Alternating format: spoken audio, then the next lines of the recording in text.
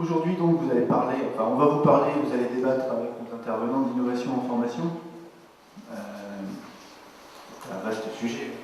On s'attaque un petit peu à une montagne quand même, et on a un objectif simple, hein, c'est que ça vous soit utile dans vos pratiques professionnelles. On a effectivement des innovations plutôt à caractère technologique, c'est-à-dire qu'on utilise des outils technologiques au service de la diffusion et de la production des connaissances. On a aussi des innovations à caractère strictement pédagogique. Et puis on a aussi des innovations plutôt dans le sens du partage, des communautés de pratique professionnelles qui se développent maintenant dans tous les grands groupes et qui sont aussi des sources de création, de partage de savoir et d'innovation.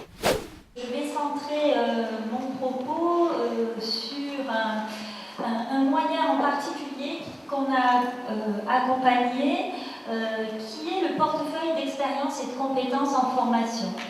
Un moyen de valoriser les apprentis et de développer un apprentissage réflexif. Alors le portefeuille d'expériences et de compétences, on a choisi de l'appeler volontairement expériences et compétences dans les CFA, a été mis en place par des équipes qui étaient volontaires, qui avaient un projet. Donc c'est elles qui ont vraiment monté de toutes pièces le contenu, qui l'ont intégré dans leur formation et qui l'ont porté pendant 1 ou 2 ans selon les formations sur lesquelles ils l'ont expérimenté. On a eu un apport méthodologique, de suivi, d'accompagnement, d'adaptation parce que certains étaient partis avec des ambitions un peu trop importantes au départ. Cela pour vous dire qu'on est parti de la reconnaissance et validation des acquis et des compétences, donc, de leur exploration, de leur évaluation, de leur validation, pour en venir à la formation et non pas l'inverse. Cette expérience a été rendue possible par quand même beaucoup de travail de la plateforme régionale qualité. Comment mieux exploiter ces retours d'expérience, comment rendre l'apprenti plus réflexif sur comment il fait ce qu'il fait, qu'est-ce que ça produit et qu'est-ce qu'il lui reste à apprendre. Il y a tout ce qu'on sait faire, tous nos acquis, tout est dessus. Tu l'as élaboré comment? Avec les professeurs en cours. L'apprenti va découvrir que ça a du sens pour lui aussi. Mieux comprendre son travail, mieux comprendre ce qu'il fait, avoir une autre vision de ce qu'il fait et être plus sur son action que sur lui-même. Donc on n'évalue pas l'apprenti, on évalue ses productions et l'analyse de ses productions. Et je pense que les jeunes générations seront beaucoup mieux préparées que nous. Voilà, sur un CAP première année, sur des sélections, on voit des jeunes qui arrivent déjà avec leur portefeuille de certaines écoles. Donc ça surprend aussi les profs ou les formateurs et ça leur permet de rester dans la course pour certains. À la rentrée, 20 collègues seront formés donc, à l'explicitation et à l'analyse du vécu et donc vont à leur tour conduire un groupe classe dans cette démarche-là, ce qui va représenter environ 200 jeunes pour un établissement. Est-ce que finalement les apprentis ne sont pas parfois déstabilisés par ce nouveau dispositif? Ils vont vouloir de l'assurance, de la réassurance par rapport à ce qu'ils avancent. Et c'est pour les collègues une posture effectivement qui n'est pas simple à envisager. C'est pour ça qu'il faut être outillé. Je voudrais surtout poser des questions sur les effets induits. Et moi, les 2 phrases que j'ai le plus souvent entendues, c'est « ils m'ont étonné, je suis surpris ». Ils sont souvent fiers de le présenter. Dans certains cas, ça a permis des embauches. Comment capitaliser tout ça? Il y a beaucoup d'expériences et moi je souhaiterais vraiment comment vous êtes posé la question de vous rapprocher. Il faut quand même réfléchir à qui va nous réunir autour d'une table. Tous les interlocuteurs de la formation et de l'emploi qui sont en charge de ces questions et ça peut être aussi les partenaires sociaux en région. La formation, c'est sur un support et l'information est donc forcément explicite et externe au cerveau.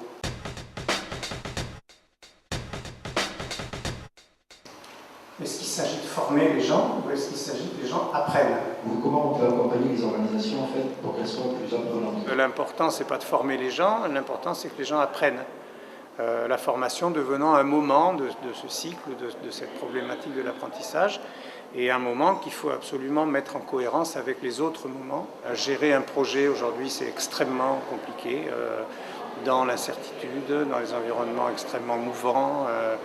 en croisant des disciplines très différentes les unes des autres. Cette dame aussi qui a parlé des empilements, voilà, de dispositifs contradictoires parfois qui mettaient les personnes qui étaient chargées de les mettre en application, qui mettaient ces personnes en difficulté.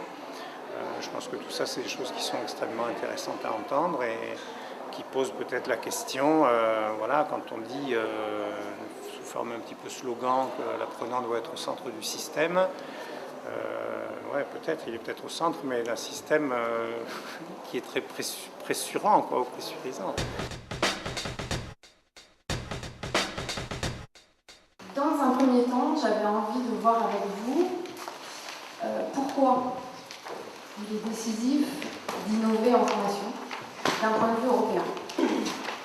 Et puis, comment on fait? La fonction de l'enseignement et de la formation professionnelle est de deux ordres. Répondre aux besoins de compétences immédiats et futures, tout en atténuant les conséquences de la crise. L'ingénierie financière d'un projet européen est quand même assez complexe dans le montage en amont, étant suivi après tout au long de la durée du projet. Les projets de coopération financent un poste, un emploi. C'est-à-dire que la subvention Leonardo permet d'embaucher quelqu'un pour assurer la gestion administrative du projet. Comment permettre aux acteurs de porter des projets, d'avoir des initiatives sur les territoires avec des acteurs économiques et surtout des initiatives qui génèrent de l'innovation, qui génèrent de l'expérimentation. Nous avons lancé un appel à projet avec 4 champs d'innovation visés: l'innovation territoriale, l'innovation parcours en termes d'accompagnement des publics, l'innovation pédagogique en travers les supports et les modalités pédagogiques, et l'innovation par l'alternance, comment la période en entreprise peut être développée, améliorée et avoir des pratiques innovantes. Le découpage des financements, ça m'a paru intéressant, et des cofinancements notamment. Et en amont, ce qui a retenu mon attention, c'est particulièrement la possibilité d'être financé sur des périodes d'incubation. Et comment la région se nourrit de ces projets, de ces innovations, pour faire évoluer ces dispositifs de formation. On voit une nouvelle ère de changement apparaître, c'est-à-dire qu'on va permettre à travers des financements, des mesures, la possibilité de non seulement individualiser les parcours, les renforcer, mais en plus permettre aux personnes vraiment de capitaliser leurs moyens.